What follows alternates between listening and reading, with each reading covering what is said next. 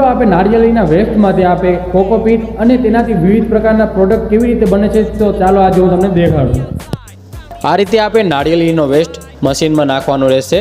ત્યારબાદ તે મશીનમાંથી પસાર થઈ મેઇન ચેમ્બરમાં ટ્રાન્સફર થશે અને ત્યાં કને સરખી રીતે આખા નારિયેળને કાપશે અને તેમાંથી છૂટું પાડશે ફાઈબર।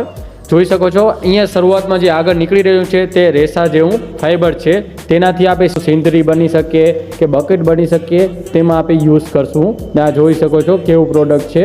આ જો આવી રીતે હોય છે રેસા જેવું। અને આગળ અહીંયા કને કોકોપીટ માટે જે આપણે મટીરિયલ જોઈએ છે તે અહીંયાથી નીકળી રહ્યો છે અને તે જમા કરીને આપણે અહીંયા રાખી રહ્યા છીએ। આ મટીરિયલ તમે જોઈ શકો છો ઠીક અને આપણે રેતી જેવો જ છે, એટલે આપણે આનો યુઝ આપણે કોકોપીટમાં કરશું।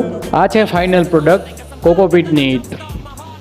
આવી રીતે આપણે નારિયેળીના વેસ્ટમાંથી બહુ બધો પ્રોડક્ટ બનાવી શકીએ છીએ।